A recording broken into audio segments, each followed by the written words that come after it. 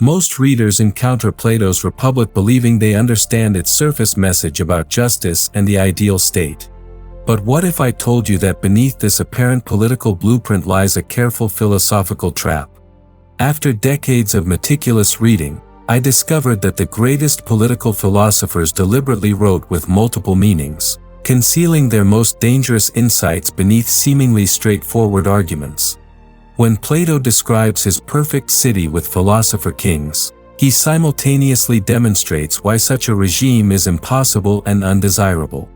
The contradictions aren't accidents, they're signposts pointing toward hidden teachings.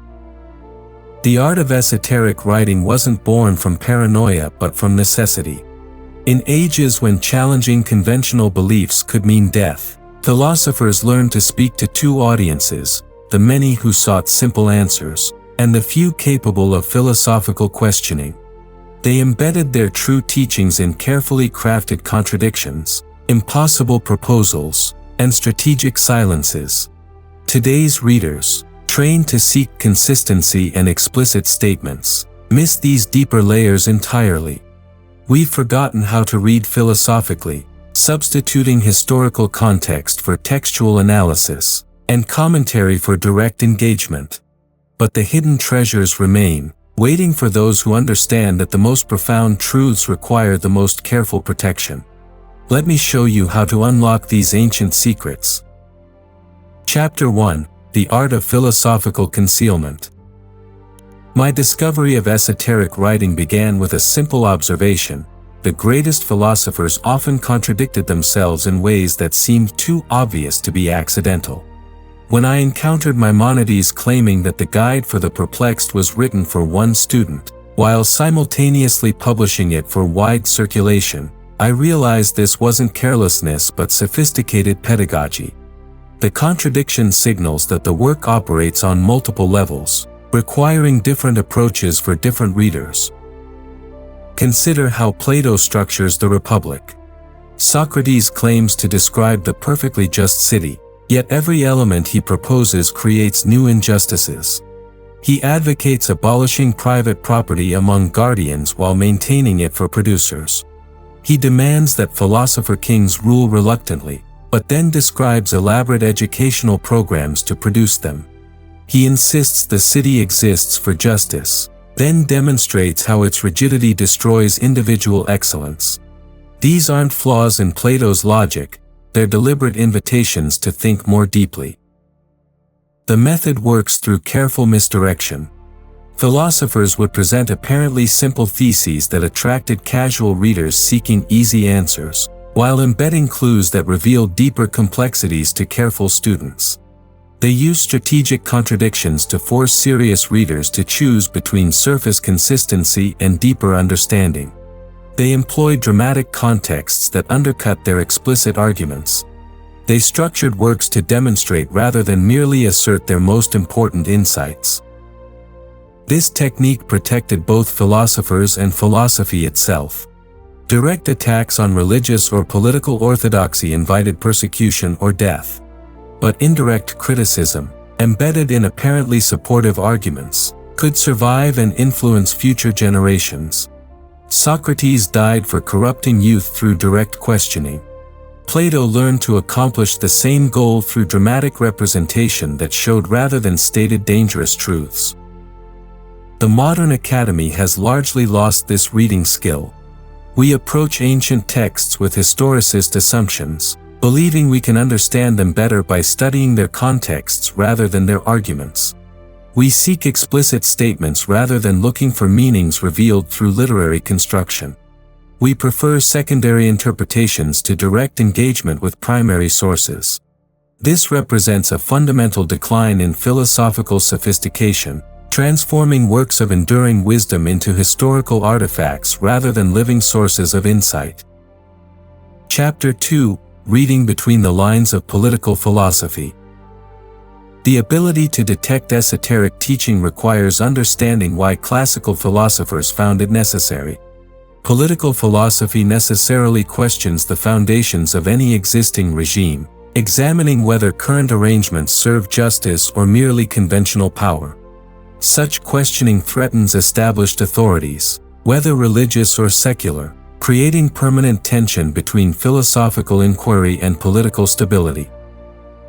Ancient philosophers developed subtle techniques for managing this conflict.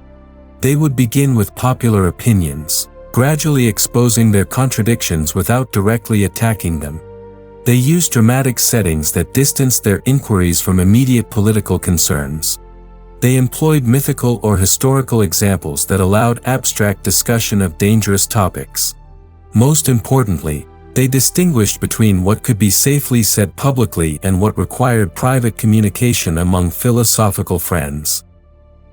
Plato's Republic exemplifies this sophisticated approach. The dialogue's dramatic setting places it in the past, removing it from direct contemporary application. Socrates discusses justice through the construction of a hypothetical city, not through criticism of existing Athens.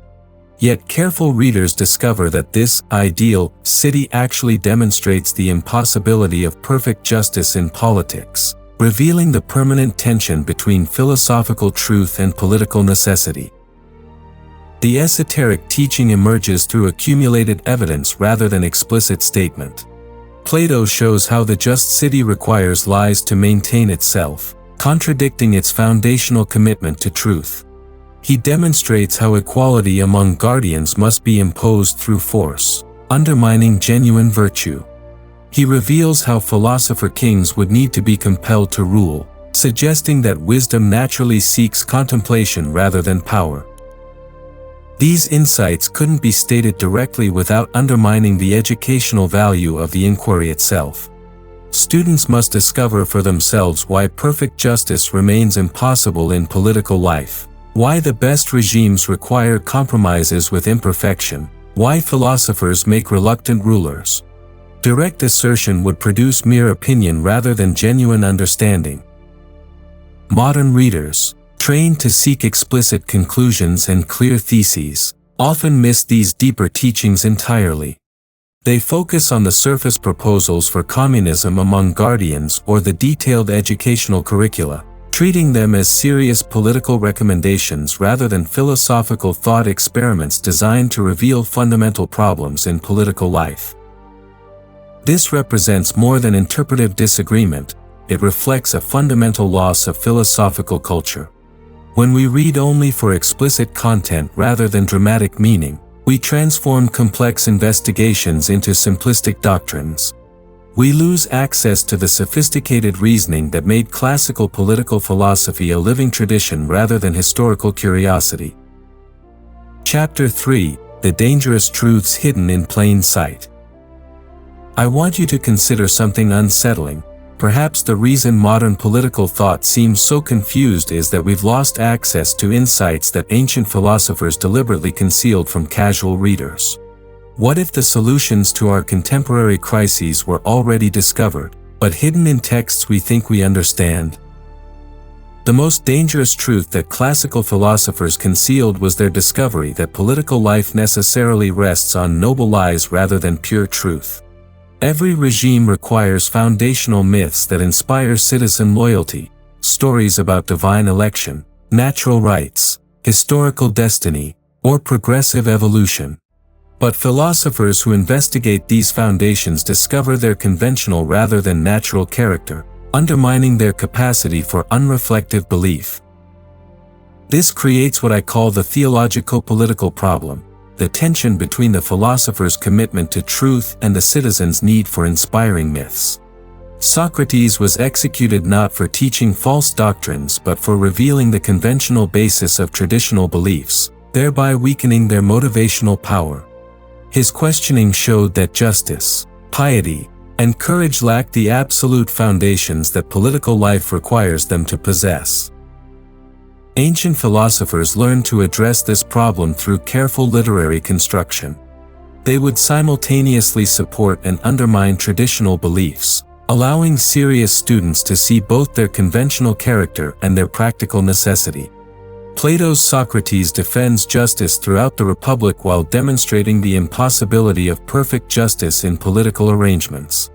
This apparent contradiction teaches the crucial distinction between philosophical understanding and political wisdom. The hidden teaching reveals that different truths serve different purposes and different audiences. Philosophical truth seeks understanding for its own sake, regardless of practical consequences. Political truth serves community cohesion and moral motivation, even when it simplifies complex realities. Both are necessary, but they operate in distinct spheres that cannot be simply unified. Modern democracy faces this ancient problem in acute form. Democratic legitimacy requires the fiction that popular will can determine truth about justice, while philosophical investigation reveals the complexity that makes such determination impossible. We're caught between the democratic ideal of equality and the aristocratic reality that genuine understanding requires rare intellectual virtues that cannot be universally distributed. The relativism that dominates contemporary intellectual life represents a failed attempt to resolve this tension. By declaring all positions equally valid, relativism seeks to avoid the political dangers of philosophical questioning. But this solution destroys the possibility of both philosophical inquiry and genuine political commitment, leaving us with neither truth nor inspiring myths. Classical political philosophy offers a more sophisticated alternative, recognizing the permanent tension between philosophy and politics without trying to dissolve it through false harmonization.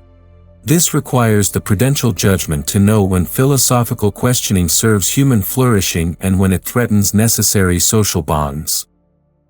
Chapter 4: Ancient Wisdom versus Modern Assumptions. Contemporary political science operates on assumptions that ancient philosophers would have found naive, that truth can be safely democratized, that progress necessarily improves human life, that technical expertise can replace practical wisdom, that all conflicts admit of rational resolution. These modern prejudices prevent us from accessing insights that classical thinkers embedded in their most important works. Consider the difference between ancient and modern approaches to the relationship between knowledge and virtue.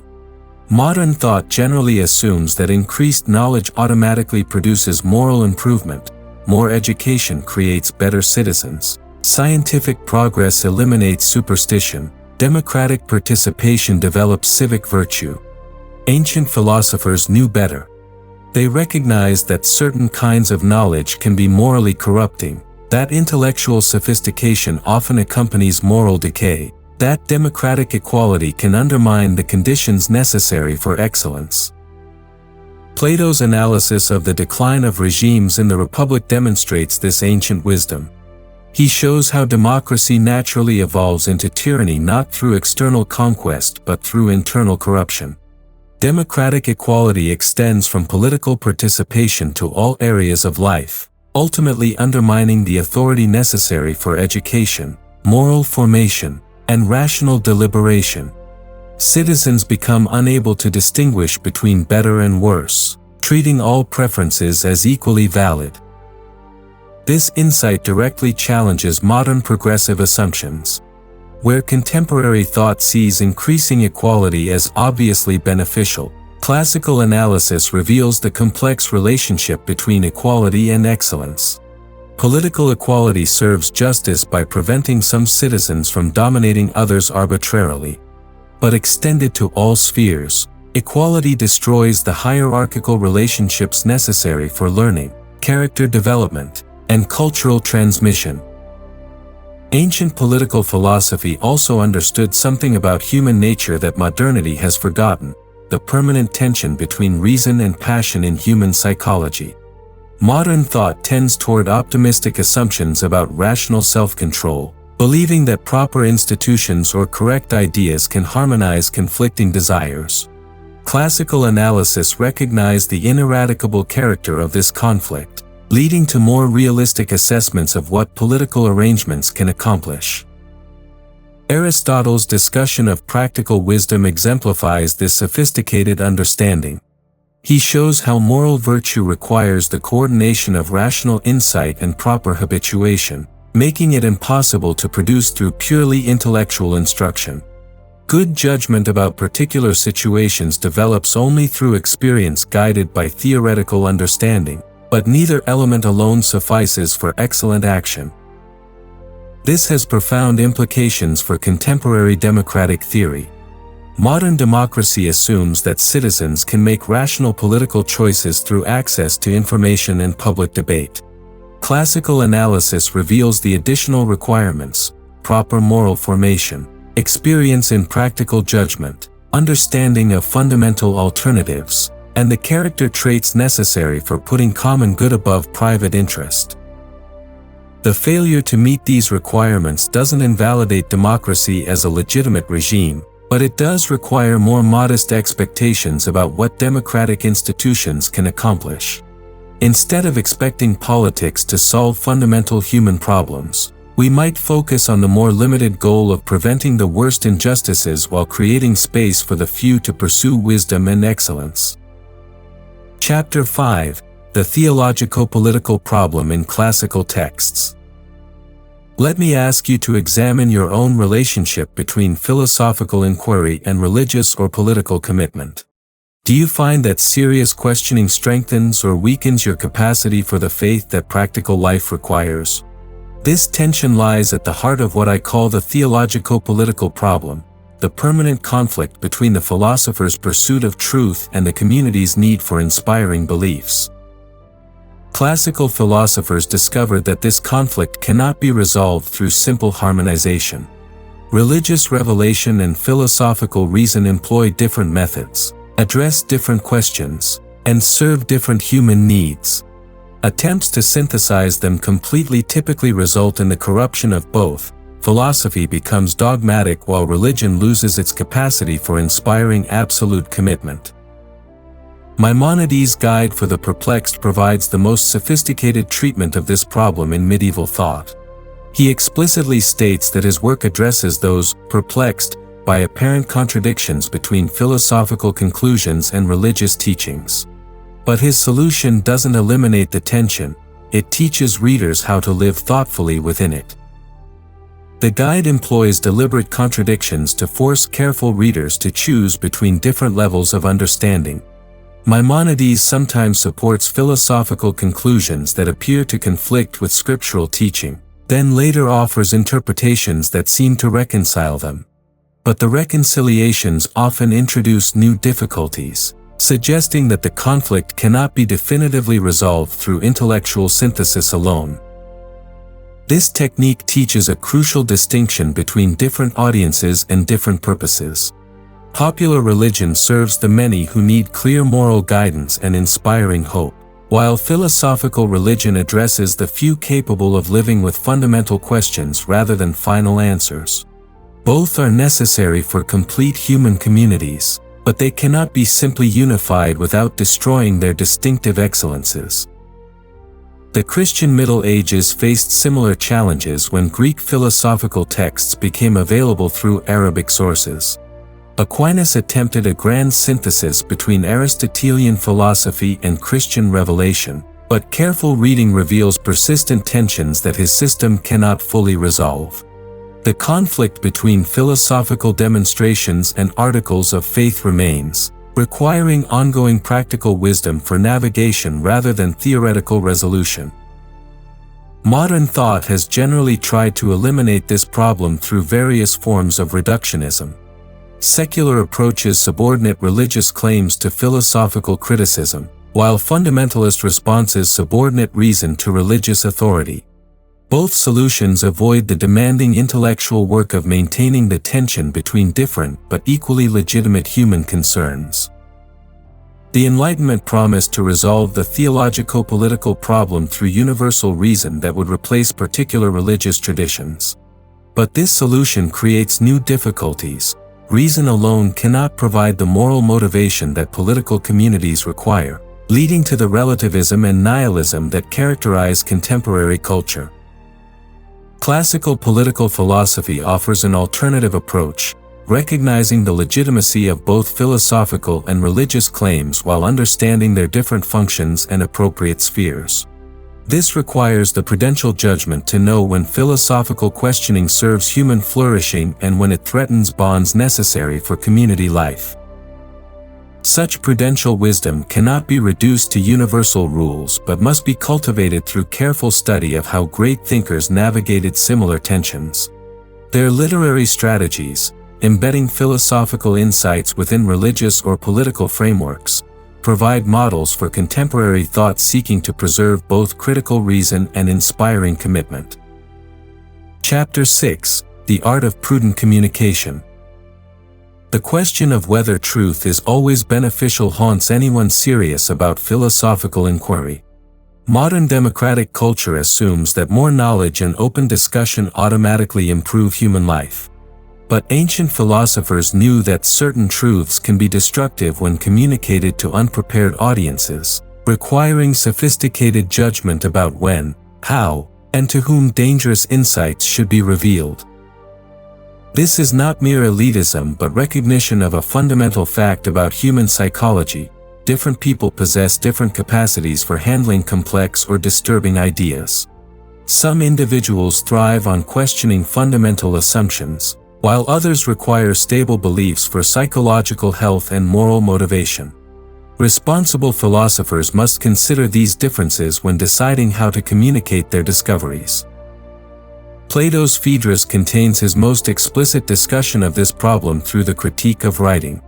Socrates argues that written texts cannot distinguish between appropriate and inappropriate readers, spreading potentially harmful ideas indiscriminately. Unlike oral instruction, which allows teachers to adapt their approach to particular students, writing presents the same content to everyone regardless of their preparation or capacity. Yet Plato wrote extensively, suggesting that his critique of writing was itself an esoteric teaching about the proper use of texts. His dialogues employ dramatic techniques that require sophisticated interpretation, effectively screening readers and ensuring that deeper insights remain accessible only to those capable of serious philosophical work. This screening function serves both protective and educational purposes. It protects society from premature exposure to ideas that could undermine necessary social bonds before alternatives are adequately developed. Simultaneously, it protects philosophy from corruption through popularization that inevitably simplifies complex insights into misleading slogans. Consider the political implications of philosophical questioning. Serious examination of justice reveals the conventional rather than natural basis of existing laws and institutions. While this insight is crucial for genuine political wisdom, its premature dissemination can produce cynicism and nihilism rather than thoughtful reform. Citizens who discover the arbitrary elements in their political arrangements without developing alternative sources of moral guidance may lose the capacity for any form of civic commitment.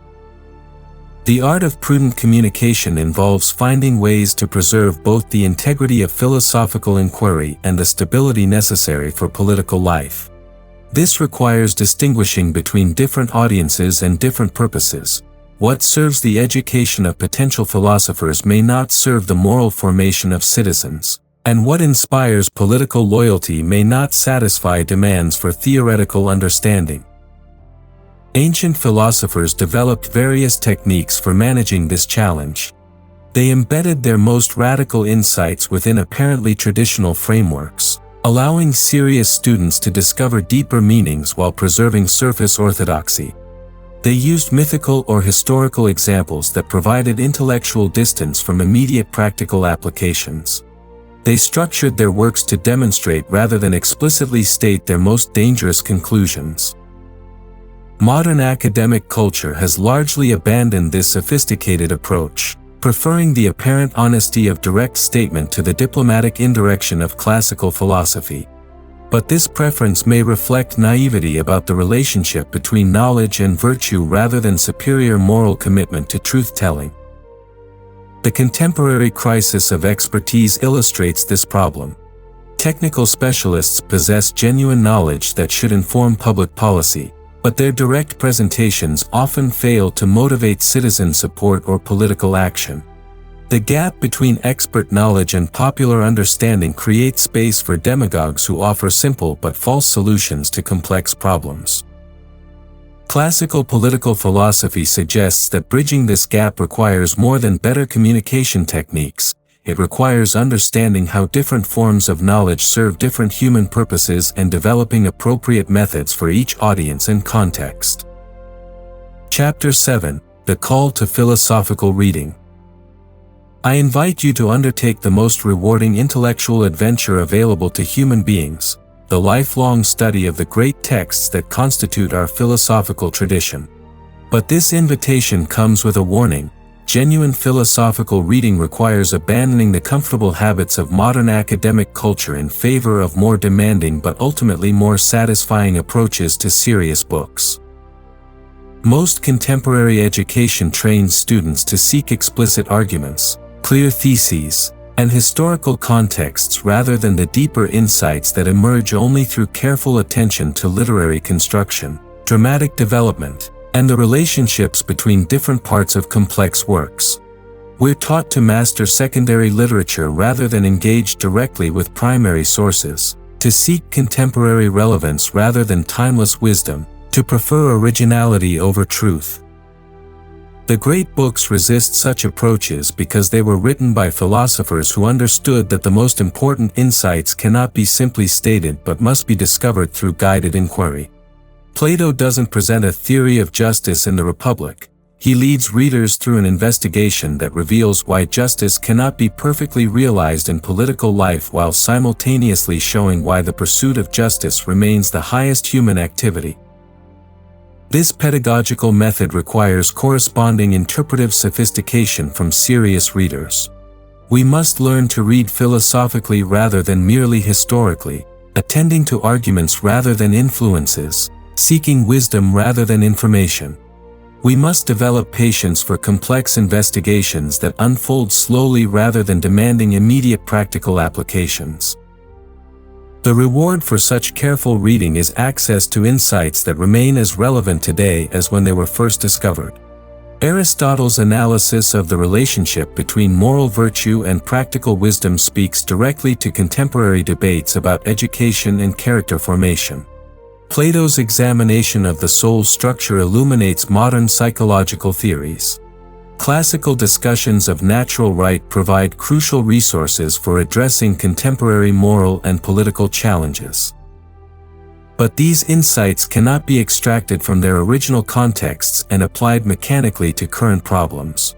They require the mediating work of practical wisdom that understands both ancient teachings and contemporary circumstances, seeking principles that transcend particular historical situations while respecting the complexity of both theoretical understanding and practical application. This represents a fundamentally different approach to learning than what dominates contemporary culture. Instead of seeking techniques for solving predetermined problems, philosophical reading cultivates the intellectual virtues necessary for recognizing and investigating fundamental questions. Instead of acquiring information for immediate use, it develops the capacity for lifelong inquiry into the permanent concerns of human existence. The philosophical life that emerges from such study offers satisfactions unavailable through other pursuits. While most activities provide pleasure followed by emptiness, genuine learning produces cumulative joy that increases rather than diminishes with experience. The more we understand about fundamental questions, the more we appreciate both their complexity and their importance. This doesn't require abandoning practical concerns or retreating from political engagement. Classical political philosophy demonstrates how theoretical understanding can inform practical wisdom without simply determining particular choices. The philosopher's perspective provides critical distance from immediate pressures while deepening appreciation for the permanent challenges that face any human community. The great books remain our best guides for this inquiry because they represent the highest achievements of human thinking about the most important questions. They preserve insights that might otherwise be lost in the intellectual fashions that dominate particular historical periods. They provide examples of intellectual excellence that inspire and guide contemporary efforts. Conclusion. The hidden layers I've revealed today barely scratched the surface of treasures waiting in classical texts for those who learn to read with philosophical eyes. Every great work contains multiple levels of meaning, each revealing new insights to readers prepared for increasingly sophisticated interpretation. The art of esoteric reading isn't merely historical curiosity, it's the key to accessing wisdom that remains as vital today as when it was first conceived. Modern culture's preference for explicit statement over literary indirection, for contemporary relevance over timeless insight, for secondary interpretation over primary engagement, has cut us off from resources we desperately need. The political and moral confusion that characterizes our age partly results from having abandoned the intellectual traditions that could provide guidance for navigating fundamental human challenges. But the tradition remains available to those willing to undertake the demanding work of genuine philosophical education. The great books wait patiently for readers capable of the slow, careful attention they require and reward. They offer an alternative to the intellectual chaos of contemporary culture, a path toward wisdom that has proven its worth across centuries and civilizations. The choice is yours: continue accepting the comfortable opinions of the age, or begin the challenging but ultimately satisfying journey toward truth through engagement with humanity's greatest minds. Philosophy offers the highest form of human life precisely because it never reaches final answers but continues growing in understanding and appreciation of existence's deepest mysteries.